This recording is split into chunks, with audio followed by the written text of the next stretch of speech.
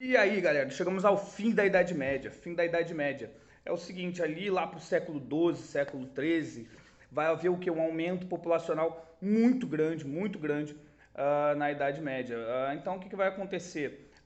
Vai ter muita gente, pouca terra. E aí, o que acontece na Idade Média, mais ou menos, quando um senhor feudal morre e ele tem, por exemplo, dois, três, quatro, cinco filhos, né? Só quem recebe a terra é o primogênito. O primogênito é o único que recebe a terra. Então o primeiro filho recebe a terra e os outros?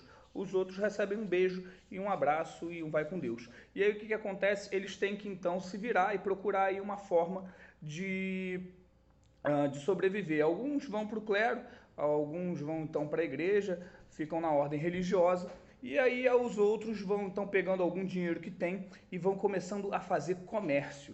Comércio, compra lá, vai lá no porto, pega alguma coisa, vende mais caro. E aí esse comércio era feito ali em fortificações ao redor do feudo. Essas fortificações ao redor do feudo eram conhecidas como burgos. Burgos. E esses caras iam fazendo então ali seus negócios, seus comércios nessas fortificações ali, morando ali. E aí esse pessoal ficou conhecido como o pessoal da burguesia, porque então morava e fazia então seus negócios nessas fortificações aí que a gente chama de burgos, beleza? E aí surge então o termo aí que a gente conhece como burguesia, tá? Que inicialmente, na verdade, só queria apontar as pessoas ali que viviam ali nessa região ao redor dos feudos, nessas fortificações. Beleza, esse pessoal, esses comerciantes, eles vão começando a ganhar dinheiro, começando a ganhar dinheiro, ganha dinheiro, ganha dinheiro, ganha dinheiro, compra, vende, compra, vende, compra, vende, faz comércio. E então vão ascender socialmente. Lembra que eu falei lá que na Idade Média a sociedade era praticamente estamental, ou seja, onde você nasceu, classe social que você nasceu é a classe social que você seguir para o resto da sua vida. Nasceu camponês, vai ser camponês. Nasceu nobre, vai ser nobre e por aí vai. E aí perceba que então vai haver essa classe social que normalmente eram filhos de nobres, nas grande maioria das vezes eram filhos de nobres, que não eram os primogênitos, então começavam a comercializar e vai começar então essa classe social ganhar um certo poder, tá? E aí o que está acontecendo? Ali já para a baixa Idade Média, lembrando a Alta Idade Média de 476 ao ano 1000 e do ano 1000 ao 1453, a baixa Idade Média, por quê? Porque na Alta Idade Média quer dizer que é a ascensão, a fortificação, a manutenção do feudalismo, ou seja, quando a terra vai ganhando muito espaço, e a baixa Idade Média, onde o feudalismo vai começando a perder força. O que vai ganhar força então é o que? É esse comércio que a gente está falando. E aí, o que acontece? A maioria dos burgueses, então, que passam a ganhar dinheiro, não ganham na mesma proporção um prestígio, prestígio social. Quem tem prestígio social é nobre. Burguês não tem, por quê? Porque comércio não era uma coisa muito bem vista ali na Idade Média, tá? Hoje em dia a gente tem um preço maior por quem é comerciante, empresário e tal, mas naquela época não. Assim como na Idade Antiga também não era muito bem visto. O comércio em si não era uma atividade assim de encher os olhos de prestígio social na Idade Média. E aí o que acontece? Essa nobreza, por exemplo, não tem espaço, por exemplo, na Igreja Católica, por exemplo, porque muitos nobres emprestam dinheiro para receber com juros depois. Essa prática que a gente chama de usura, ela não é muito bem vista, nem pela Igreja, nem pela sociedade em si. E aí o que acontece é que os nobres, por exemplo, não tinham acesso à religião. Eles queriam ter, mas não tinham. E aí eles também vão ser um pouco excluídos socialmente em determinadas áreas da sociedade. O que acontece é que o comércio vai aumentar muito, a ruralização que a gente fala que começa lá na Alta Idade Média, na Baixa Idade Média vai acontecer o processo inverso da urbanização, muito comércio, as cidades vão começar a crescer, a população cresce, as cidades crescem, os comércios crescem, depois vão diminuir de novo por causa da Guerra dos 100 Anos, por causa da Peste Negra, mas isso aí é um pouquinho mais à frente.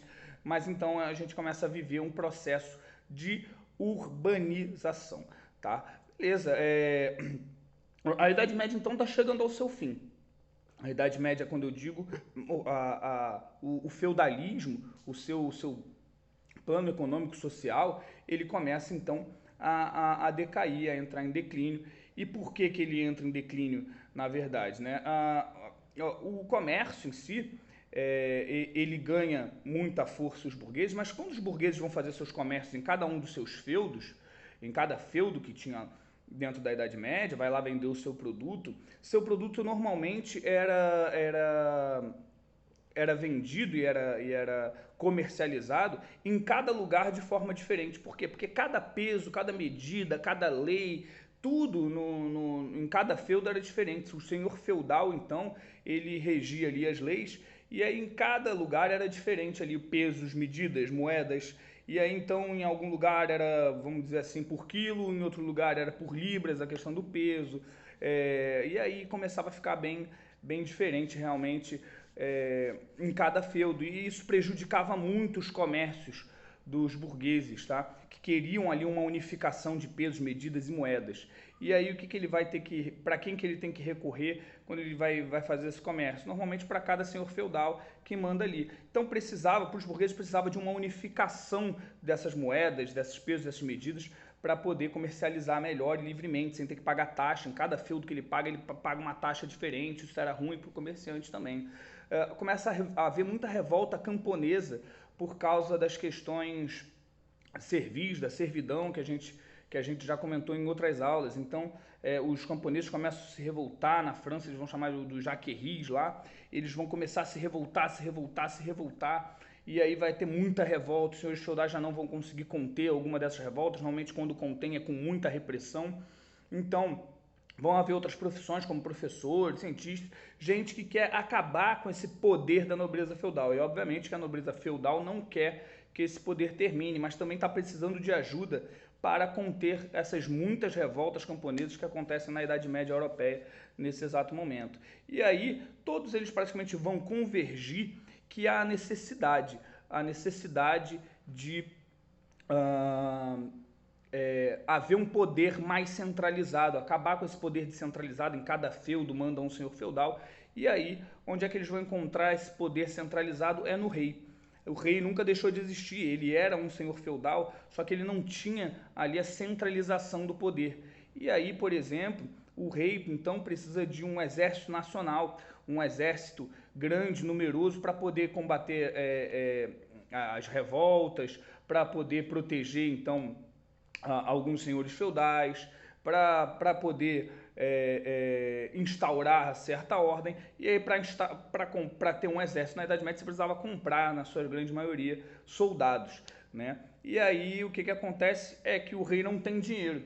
E aí vai se haver então um acordo entre rei e burguesia, um acordo, não uma aliança, tá? Um acordo entre rei e a burguesia para acontecer essa centralização de poder. Por exemplo, como a burguesia vai dar dinheiro então para os reis, né? Dinheiro que ela consegue com o comércio, enquanto os reis vão dar o quê? A unificação de pesos, medidas. Se tudo for de um rei só, ele pode unificar pesos, medidas, moedas e por aí vai. E obviamente que a nobreza feudal não vai ficar satisfeita com isso, então vai haver uma aliança entre nobreza e rei, onde o rei vai começar a dar cargos no exército, cargos administrativos para nobres. E aí você percebe então que vai começar a haver uma formação de uma identidade nacional, uma formação de país, eu chamo que a gente vai chamar de monarquias nacionais. Como é que ela se dá? Ela se dá através do acordo entre rei e burguesia para comprar exército, de dinheiros para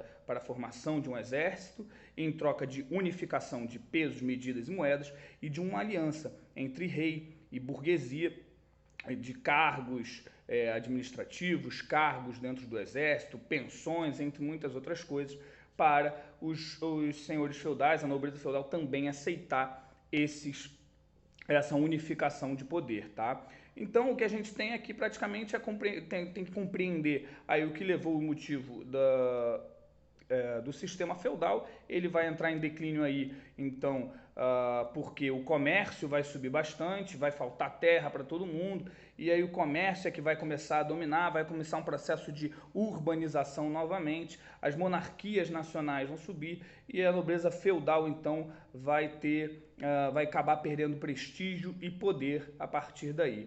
a classe social que surge é essa burguesia, que vai começar a mandar agora em tudo, vai começar então a ter poder, vai começar a fazer acordos ali com reis e por aí vai então evoluir como classe social até que vai dominar tudo lá na Revolução Francesa, mais lá na frente vocês vão ver isso aí, tá?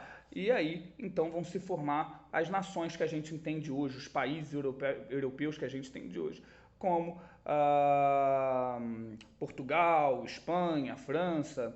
Eles vão surgir então a partir desse momento da queda do feudalismo e início então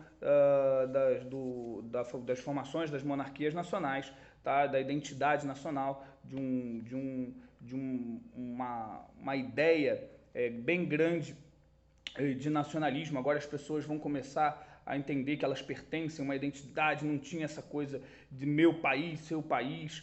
Agora sim vai começar fortemente ali a partir do século XII, século XIII, século XIV. Beleza, galera? Um abraço e até mais.